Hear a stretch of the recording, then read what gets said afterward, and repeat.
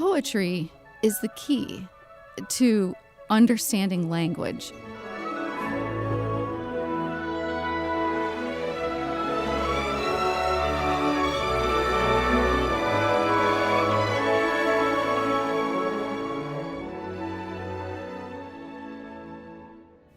Hello, and welcome to the Arts of Language podcast with Andrew Pudewa, founder of the Institute for Excellence in Writing, or as many like to say, IEW.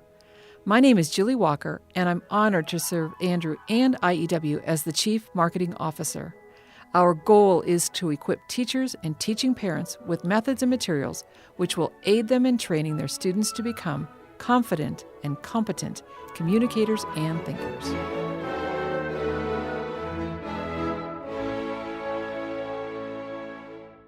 So if you've been a listener of our podcast for any length of time, then you know occasionally we have episodes that I like to call When Andrew's Away. This year, however, there hasn't been too many of these When Andrew's Away podcasts because, quite frankly, Andrew isn't going anywhere because he's not allowed to leave. All the homeschool conferences and school conferences have been canceled this year, and so he's stuck at home, and we get to have a conversation week after week about various topics. But the truth is, he is not here right now today because he is at the pool playing with his grandchildren, who are delighted that Grandpa didn't have to fly away to Florida or North Carolina or Alaska or any one of a dozen or more places that he was scheduled to speak. He is stuck at home and he gets to play with them, and he's actually getting quite tan and getting quite fit by working out with his grandchildren every day. So no one around to have a podcast with. I looked around, and lo and behold, Linda Mikottis happens to be on the scene. Welcome, Linda, to our podcast. It's just accidental that I'm here. Yes, not at all. Actually, Linda, you live in Illinois. I do. I live in the Chicago area. And you are here visiting us because, tell us what you're doing here this week. I am conducting the Primary Structure and Style Workshop for teachers in kindergarten, first, and second grades. Right. So Linda is our lead implementation coach, which is a fancy way to say she goes out and travels. Oh, not doing a lot of that either, are you? No. But she travels across the United States, either virtually or in person, and trains teachers in full-time classrooms on how to implement the structure and style approach in the classroom. And so, Linda, you teach teachers of all grades. I do. I work with kindergarten through grade 12, right? Actually. And there's a variety of professional development days that we offer. Mm-hmm. And so I get to, did you hear that word? Get to. Mm-hmm. My favorite professional development days of all we give are when I'm in your classrooms. Right. That's when I learn an immense amount from you and from your students, frankly. And the stories I learn, I take back and I share and with other teachers. But the day that I teach in your classroom and with your students is a favorite. But the most favorite day is the reverse. It's the flip, where I get to sit in the back and watch you. And you know how you will do whatever it takes for your students to be successful. I do the same thing, but my students happen to be teachers, right? Exactly. Not children. So I get to see everything that I've poured into the training of that teacher come out in that lesson with her students. I also get to see how he or she makes the method their own personality coming through the true method, of IEW. So that's my favorite, is when I get to watch other teachers. Yes. And you know what my drive is? My drive is that students do not grow up to be like me. Oh, okay. I finally learned how to write when I attended in 1997 Andrew's workshop when IEW was just being born. And In fact, Andrew told me it was the first month he launched his business full-time. Yeah. So 23 years ago. Yeah. Although it's been 25 since IEW has existed, but 23, since I learned. So I didn't want students to grow up to be like me and to be 34 years old and finally learn how to write. Mm-hmm. That's ridiculous. Mm-hmm. And in this country, how can it be? I didn't learn how to write in school. I didn't have a methods class on how to teach writing for my elementary ed degree. I didn't have a methods class on how to remediate writing for my special ed degree, yet I was supposed to be able to do both. Mm-hmm. And I could do neither when I left. So years went by until I finally learned how to write. So when I'm in your classrooms and watching your children flourish, my goal, my personal drive is being met. And that just inspires me to do it again and again. So Andrew, of course, learned this structure and style approach to teaching writing from his mentor, Dr. Webster, when he and his wife, Robin, went to that tiny little town of Girard. And Linda, I don't know if you haven't been there before. No. I did go up there one year, and I flew to Edmonton, Mm-hmm.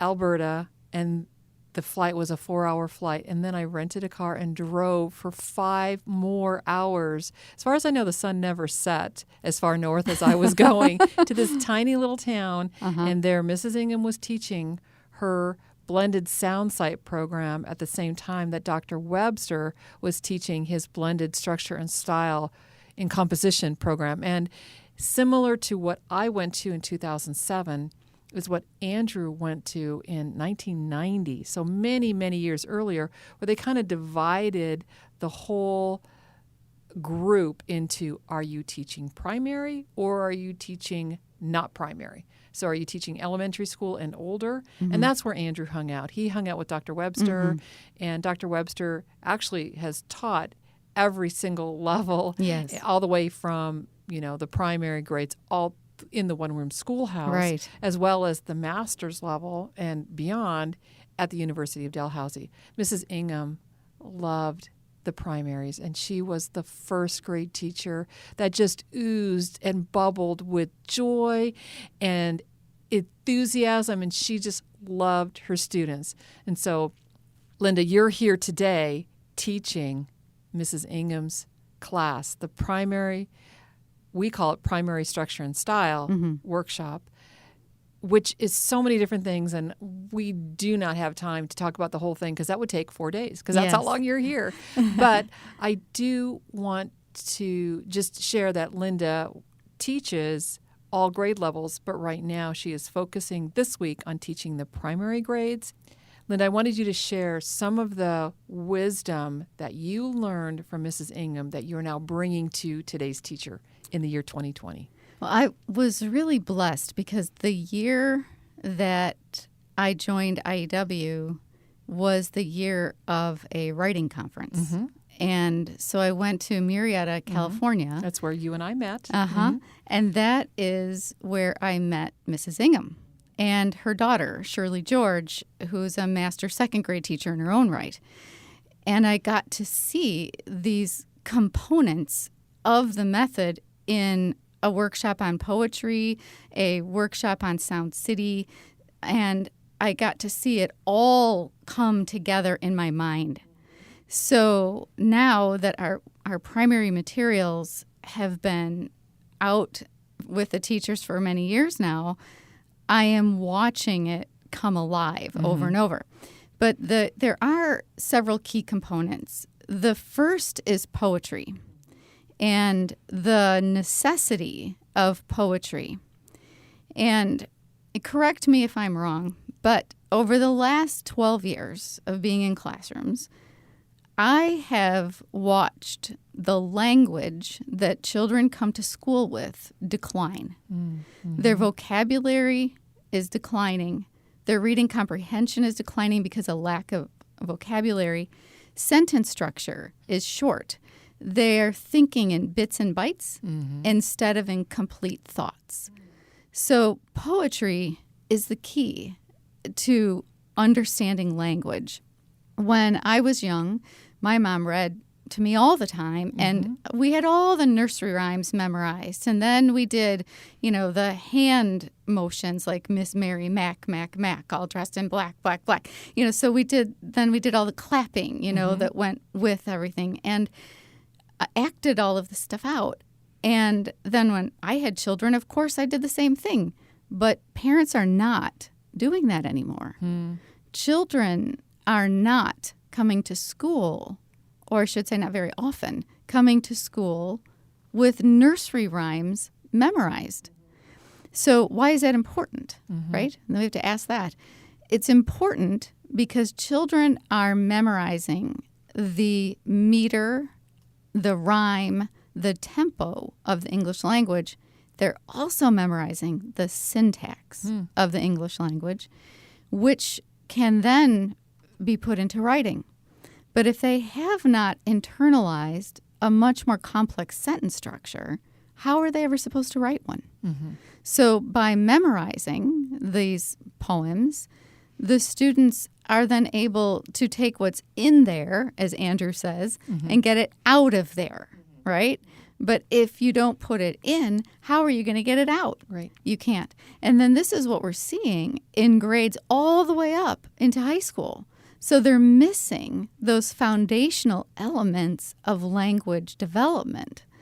And so the decline in language can easily be rectified if we institute poetry at all grade levels, not just at the primary grades. This is true all the way up. Now, it's embedded in our primary structure and style. We have a poem a week that students are memorizing, and I like to have the children help me come up with the motions, to act them out, because that helps to put this into long-term memory storage whenever you can act them out. But we also have another program called Linguistic Development through Poetry Memorization for grades 3 on up. And you're memorizing speeches, at the middle school and high school level of important people in history and in time. And to be able to internalize not only what they're saying, but why they're saying it, and how their sentence structure is so different from the way that we speak now. But if you're taking students that have limited language skills and putting them into a freshman Shakespeare class, we're going to have a problem. Yes, probably. But if we can enrich them with poetry that even has language, how doth the little crocodile, which is a second grade poem, how doth the little crocodile improve his shining tail and pour the waters of the Nile on every golden scale. So if you think about that, where's the Nile River? In Egypt. And what is the difference between a crocodile and an alligator? The size and shape of its snout. And the Nile River is the only river that runs north instead of south. There you go. So we can teach geography. We can teach science. We can teach rhyming. We can talk about long vowel sounds, Nile, crocodile. There's so much that can be put in to poetry. Mrs. Ingham said that poetry should be used as an integrator.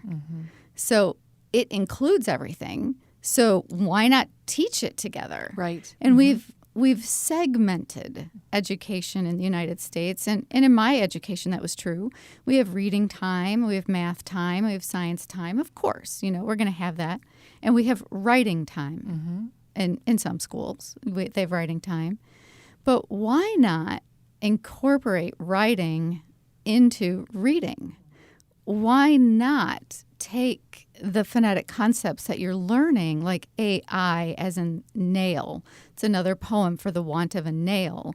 And if you're learning AI, why not point that out in the poem and have the children find it and circle it and give them a copy of it? And we have big posters that are living color, and they are laminated with a nice thick lamination. Teachers can write on them with dry erase markers. And so it's very interactive. So I do want to interrupt you and Sure. make sure that our listeners understand what Linda is talking about are our primary materials for our school teachers, our full-time school teachers. And we sell to school teachers these posters that have poetry, 3 years of posters with poetry, stories, the unit charts. These are specific for the primary grade classrooms. This is a little different than what we sell to our homeschoolers, and that's the primary arts of language, where you do have inside your teacher book and in the student materials the poems. Some of the poems are the same, some of the poems are different, but they're sized differently because a homeschooling parent would probably not want to plaster her entire house with all these posters, because that's pretty much what you would do. But these are materials designed specifically for a full-time classroom. And just so that, and we'll put this link in the show notes, just so that you know, we have a part of our website. Our website is devoted to school teachers, and that's iewschools.com. And there you will find all of our schools material, including what Linda is talking about today. And we'll include a link again in the show notes specifically for the primary grades, so you can kind of see these beautiful posters, the curriculum suggestions that Linda is talking about as a way to integrate poetry with the teaching of phonics and penmanship and writing, and eventually the students are creating their own stories. They are. Now, one of the things that I think what you are doing, Linda, especially this week, that is a little different than what you do when you're working with older teachers, is you are teaching a course that right now Andrew does not have a video course to support it. No. He does the teaching, writing, structure, and style, and that's primarily directed to grades 3 to 12. That's correct. And we have the video courses, structure and style for students of the same grades. Level A is for elementary, level B, middle school, level C, high school. And these can actually be used in any environment, whether it be a classroom or a hybrid situation or just mom or dad teaching their kids at home. But what we don't have is we don't have a video course at all for the teachers of primary grades, whether you're doing it at home or whether you're doing it in a classroom. But we are working to develop such a product, possibly as soon as coming out in 2022. I know that seems like forever away, but my goodness, doesn't time go fast when we're trying to develop a new product? And Linda, you are doing such a fabulous job of teaching these teachers who are virtual. I mean, the teachers are there. Yes. They're really there, only they're tuning in online and yes. watching you teach. And, of course, by you being here, Andrew is listening in on your broadcast, which is probably a little intimidating. And I didn't know he was listening until a break time when he came in and shared that little news with me. Yes. It makes me think of how much you relish those observation days that you do, and how intimidating it must be for the teacher to have someone watch them. And you're feeling that right there with Andrew. That's for sure. So I just wanted to be sure that our listeners understood. We have a schools division, iewschools.com, and then everyone else, IEW.com. And those school products that Linda is describing, those posters and such, those are on our school's website. Mm-hmm. So Linda, please continue. Talk more about the poetry and how that is the great integrator. Okay, well, I should also mention that we are following social distancing protocol. Yes, we are. Because the teachers are all at home. So there are 79 teachers registered from all over the United States and Alberta, Canada, which is where the birth of the method was. And so we have everyone spread. So we are meeting their needs, but they can stay home and, safely learn. So the one part is the poetry, and the other part is the actual learning how to write. Okay. So when they now have poetry embedded in their brains and understand that language, they are able to transition that into their writing. But one component of the poetry that starts right away in kindergarten is teaching parts of speech. So with IEW for grades 3 on up, it begins with teaching parts of speech through writing. And with the K-2, it starts in poetry. So if we have the poem Jump or Jiggle. Frogs jump, caterpillars hump. Can we find the nouns? Can we find the verbs? We can. And what do we have? Subject, predicate, noun, verb. And students see a simple sentence, right, from which to build adjectives and adverbs. So they see, as we identify the different parts of speech, how a sentence is organized. And I like to use colors. And nouns would be a color and verbs would be another color. And they can see green nouns, blue verbs. Green, blue, green, blue. And there's the subject, predicate, noun, verb. So they're starting to accidentally, on purpose, internalize the syntax of the English language. So once that is done, it's 12 weeks in kindergarten before they ever do a keyword outline, 7 weeks in first grade before they begin one, and 2 weeks in second grade. Their skills are very different level than kindergarten. And so then when it comes to the writing part, they do keyword outlines. And if you're listening and you understand what that is from grades 3 and above, they do that down below too.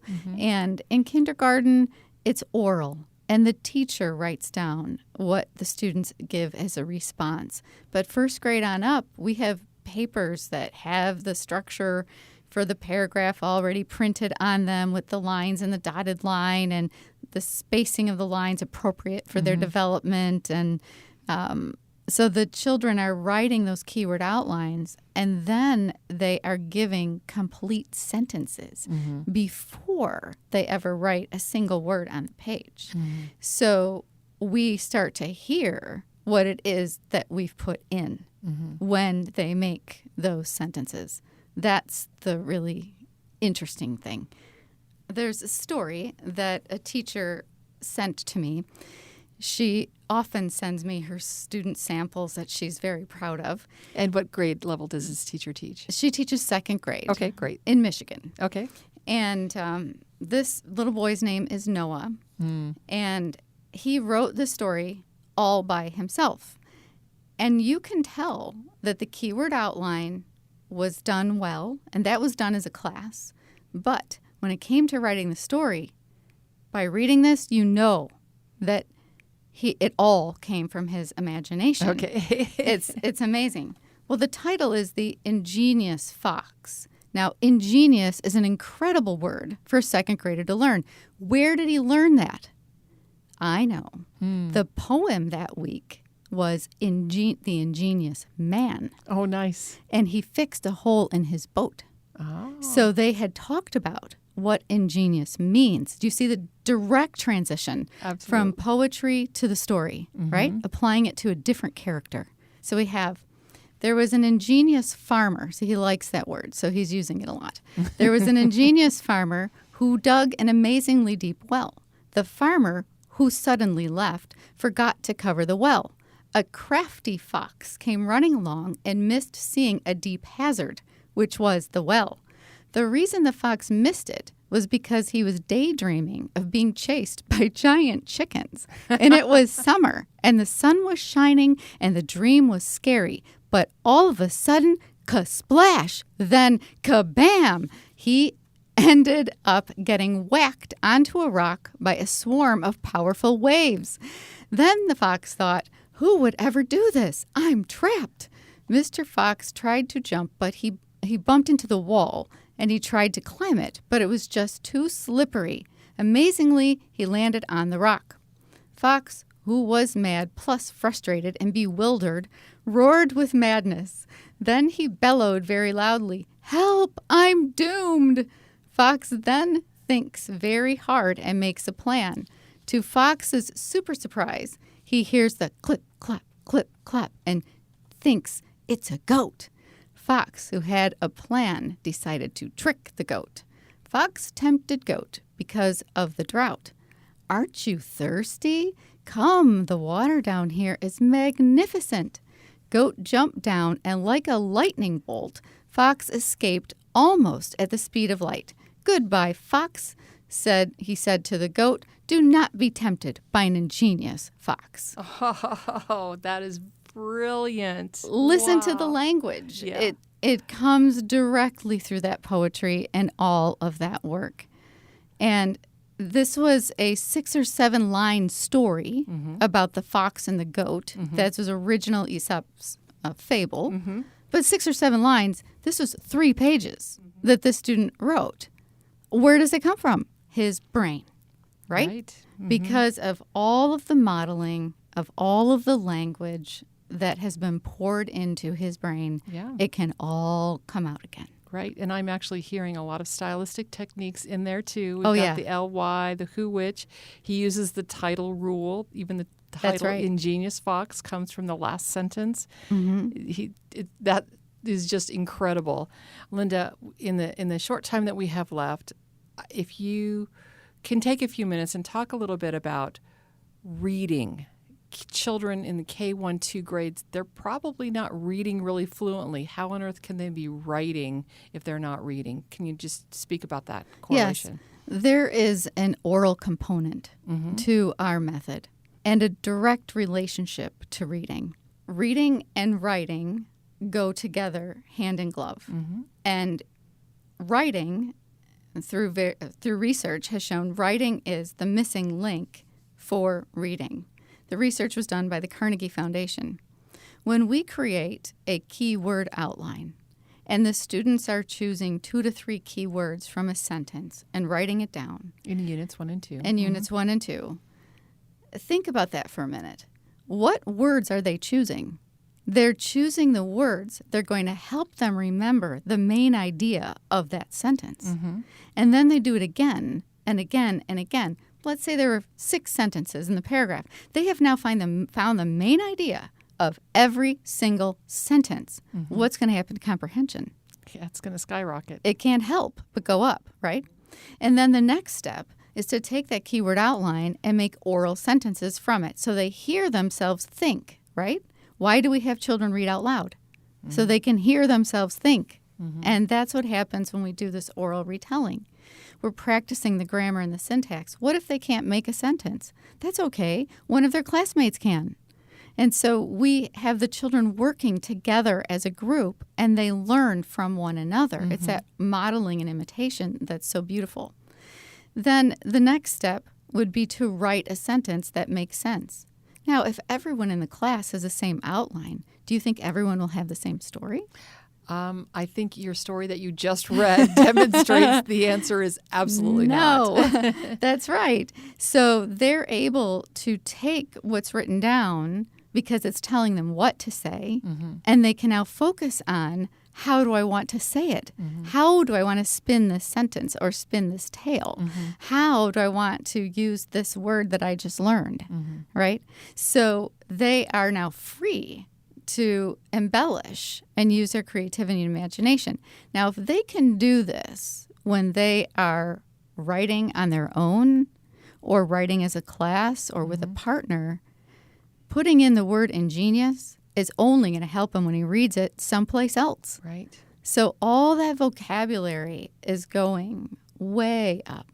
And comprehension is weak because language is weak.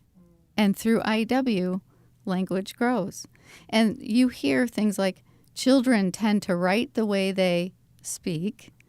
So what's the moral of the story? We have to then improve the way they speak. And that's exactly what we do with IEW throughout various components in the method. So it's very engaging, and at the same time, they're catapulted. In fact, we had a teacher of the year a few years ago from Illinois. And her name is Jackie Hammond. You can read her story on our website. And it was an interview with her. And she said that her reading scores soared when her writing went up. She was a kindergarten teacher. She also said her first year, her students were doing in January what they were normally doing at the end of the year. Her second year with IEW, she said that they were doing in October what they were normally doing in January. So how does that happen? Poetry memorization. That's where it starts. Yep. And then the writing component with it and doing it daily. Yep. 5 days a week. Carving out that time if you want to grow reading, grow writing. Right. Wow, Linda. So I know that we've basically taken, as I said earlier, 4 days and tried to get it down into just one podcast episode. And I know after teaching just one day with your virtual students and the pictures that you've taped to the chair, Yes. I know that your brain's a little fried right now. I'm not going to keep you any longer, but I will just say you are a remarkable woman. I have known you for many, many years. 13 years we've known each other, and you never cease to amaze me. And I'm so grateful Thank you. for what you are doing to bring excellence in writing all the way down to the primary grades. So Thank you. It's my pleasure.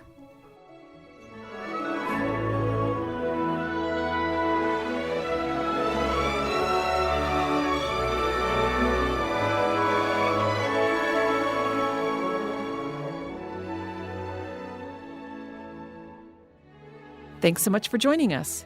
If you enjoyed this episode and want to hear more, you can subscribe to this podcast in iTunes, Google Play, or Stitcher, or just visit us each week at iew.com/podcast. Until then, on behalf of Andrew Pudewa and the team at IEW, I thank you for allowing us to partner with you on your journey toward better listening, speaking, reading, writing, and thinking.